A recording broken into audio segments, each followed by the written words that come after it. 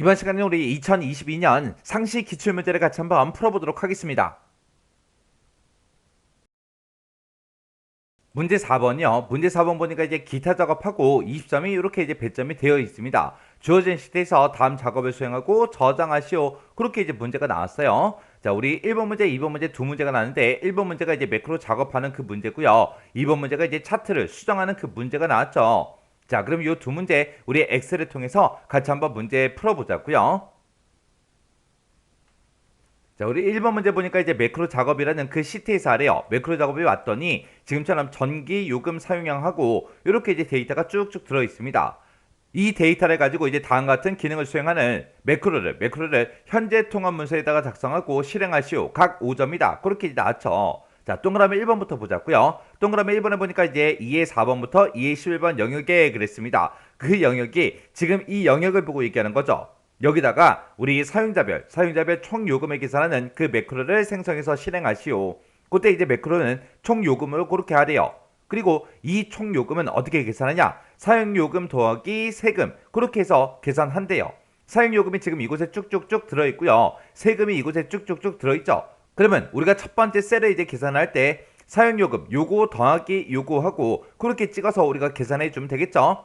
그때 이 매크로를 만들 때 도형에 보게 되면 이제 사각형이 있고요. 그 사각형에 보게 되면 모서리가 둥근 직사각형 얘가 있대요. 요거를 이제 동일한 시트 G3에서 H4번 그 영역에 생성을 하래요. G3에서 우리 H4번이다 그러면 지금 이 영역을 보고 얘기하죠. 여기다가 모서리가 둥근 직사각형 그걸 이제 생성을 하고 그때 이제 텍스트를 총 요금으로 그렇게 이제 입력을 하래요. 그리고 이제 도형을 클릭할 때 총 요금이라는 요 매크로가 실행이 되도록 그렇게 이제 설정해라. 그렇게 나왔습니다. 그러면 일단 우리가 도형을 먼저 집어넣어야 되겠죠. 그래서 우리가 도형을 삽입할 때는 삽입이라는 이 메뉴 찾아가고요.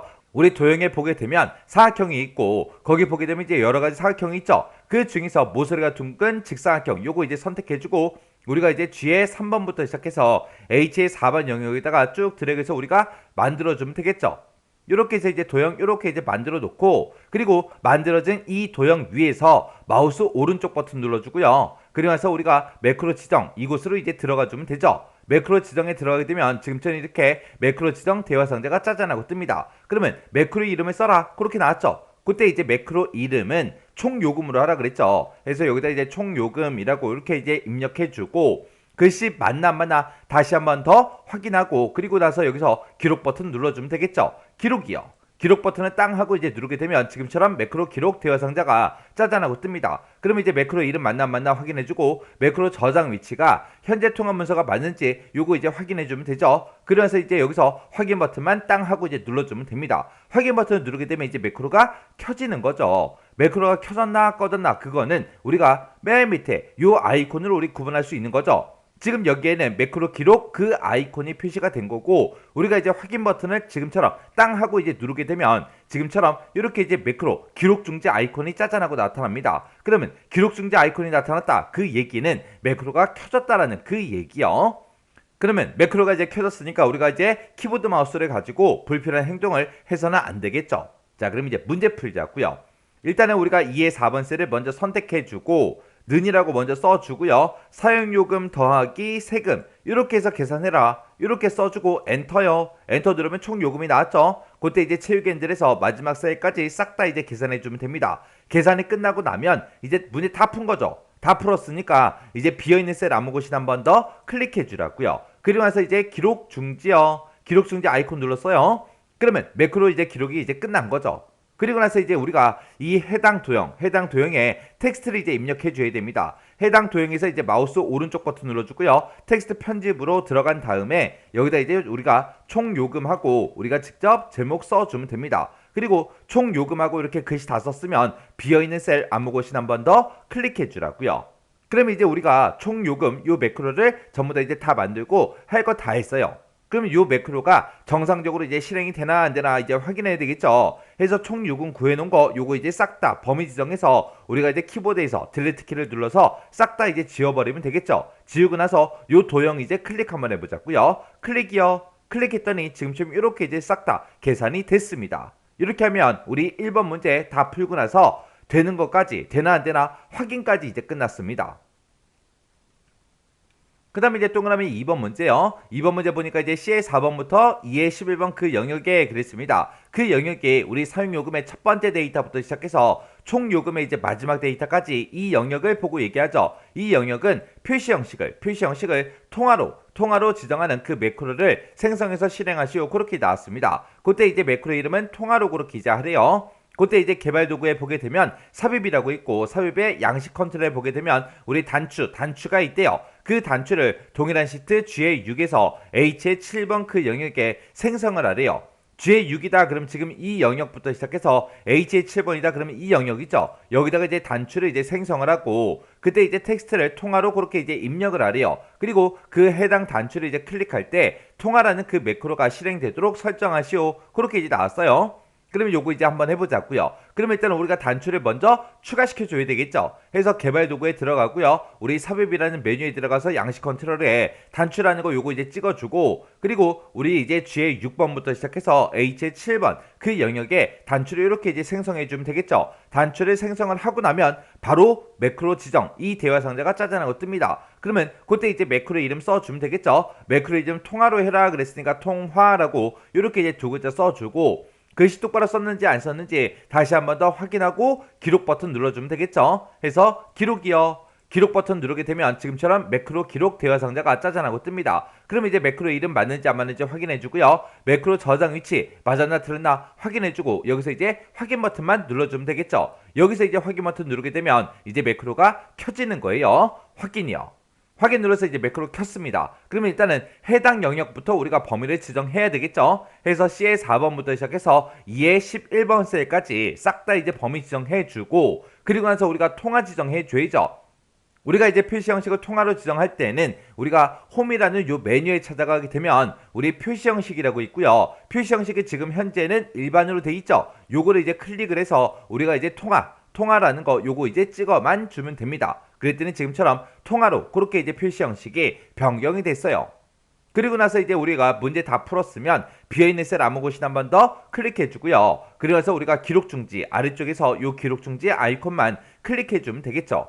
그럼 이제 매크로 기록 다 끝났습니다. 그러면 요 해당 단추에 이제 이름 바꿔줘야 되겠죠. 해서 마우스 오른쪽 버튼 눌러주고요. 텍스트 편집에 들어가서 이곳에 써져 있는 글씨 다 지우고 그리고 나서 이제 통화라고 이렇게 이제 써주면 됩니다. 그리고 나서 글씨 다 썼으면 비어있는 셀 또 한 번 더 클릭이요. 이렇게 해주면 이제 단추에도 통화라는 두 글자가 다 들어갔습니다. 그러면 지금 여기다가 이제 설정했던 거 요거 이제 맞았나 틀렸나 이제 확인 좀 하자고요. 요만큼 이제 범위 지정하고 그리고 표시 형식을 제가 요거 심표 좀 찍을게요. 심표 찍었더니 요게 이제 회계로 바뀌었죠. 그러면 이 단추 한번 눌러보자고요. 단추를 이제 클릭했더니 지금처럼 이렇게 이제 통화로 이렇게 이제 변경이 됐습니다. 이렇게 하게 되면 이제 동그라미 2번 문제 다 풀었네요. 그리고 맨 마지막에 보니까 셀 포인트의 이제 위치에 상관없이 현재 통합 문서의 매크로가 실행이 되어야 정답으로 인정된다. 그렇게 나왔어요.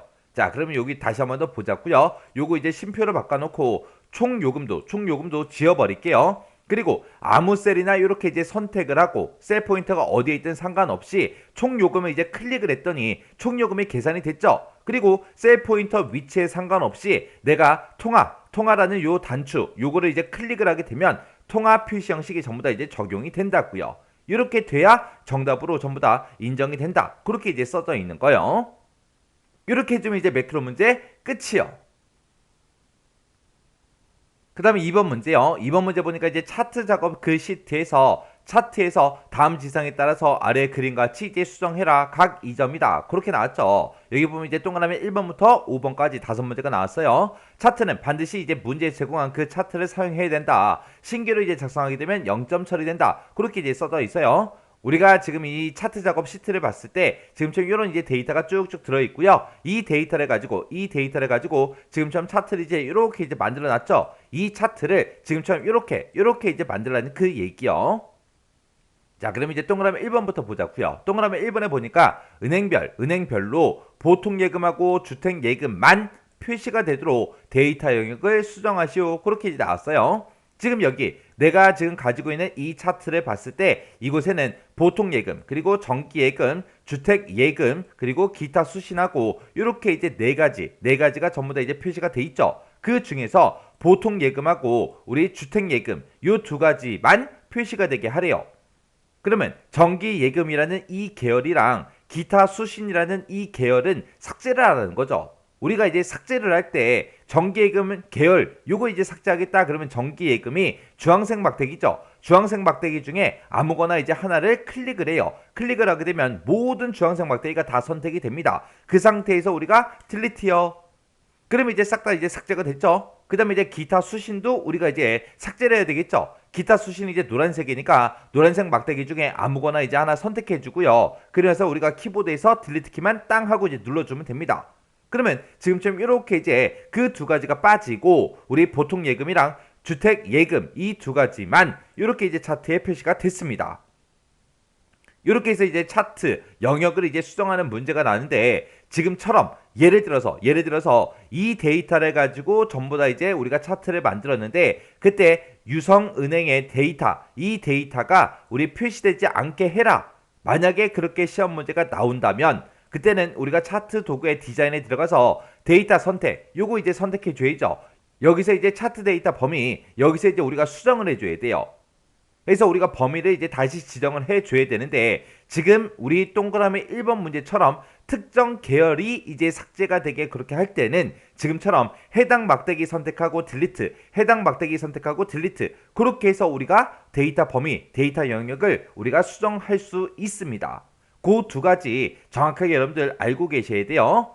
그 다음에 이제 동그라미 2번이요. 동그라미 2번에 보니까 세로축에 주 단위를 100만 단위로 그렇게 이제 변경하시오. 그렇게 나왔어요. 지금 우리 거는 보면 세로축이 지금 0이다, 50만원, 100만원, 150만원, 200만원, 250만원 하고 그렇게 이제 50만원 단위로 나타났죠. 근데 우리 문제 그림 보게 되면 0이다, 100만원, 200만원, 300만원, 400만원, 500만원 하고 그렇게 이제 100만 단위로 그렇게 이제 표시가 됐어요. 요거 이제 수정하라고요. 그러면 우리가 이제 세로축을 이제 수정할 거니까 세로축을 한번 선택해 주고요. 그때 이제 마우스 오른쪽 버튼 누르고 우리가 축서식이라는 거 요거 이제 선택해 주면 됩니다. 선택하고 나면 화면 오른쪽에 축서식 창이 이렇게 짜잔하고 떠요. 그때 우리는 이제 주단위를 이제 100만원으로 그렇게 이제 변경을 할 거예요. 여기 보게 되면 뭐 최수다 최대다 해서 이런 것도 수정할 수 있고 그 밑에 보게 되면 단위다 해서 주단위다 보조단위다 해서 이런 것도 이제 수정할 수 있죠. 여기서 이제 주단위에 써져 있는 거 싹 다 이제 지우고요. 여기다 이제 100만원 우리가 이제 입력해 주면 됩니다.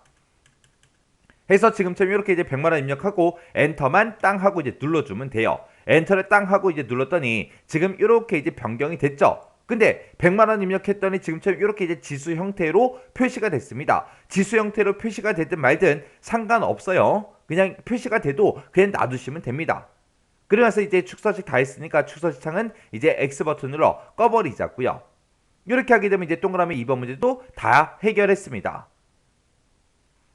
그 다음에 이제 동그라미 3번이요. 동그라미 3번에 보니까 이제 범내에 그랬습니다. 범내의 위치를 위쪽으로 배치하시오. 그렇게 나왔어요. 우리 차트는 범내가 지금 아래쪽에 있는데 문제 그림 봤을 때 지금처럼 이렇게 이제 위쪽에 있죠. 이렇게 이제 변경하라고요. 그러면 우리가 이제 범내를 변경할 거니까 범내를 먼저 선택해주고 그리고 마우스 오른쪽 버튼 누르고 범내 서식 이쪽으로 이제 들어가 주면 돼요. 범내 서식으로 들어가게 되면 지금처럼 화면 오른쪽에 범내 서식 창이 이렇게 짜잔하고 떠요. 그때 이제 범내 위치를 어디로 할 거야? 그렇게 이제 물어보죠. 그러면 우리는 이제 위쪽으로 해주세요 라고 해서 위쪽만 클릭해주면 돼요. 그래서 이 범내 서식창을 그냥 X 버튼 눌러 닫아버리면 됩니다. 그러면 지금처럼 범내가 위쪽으로 이렇게 이제 이동이 됐죠. 이렇게 하면 이제 동그라미 3번 문제 끝이요.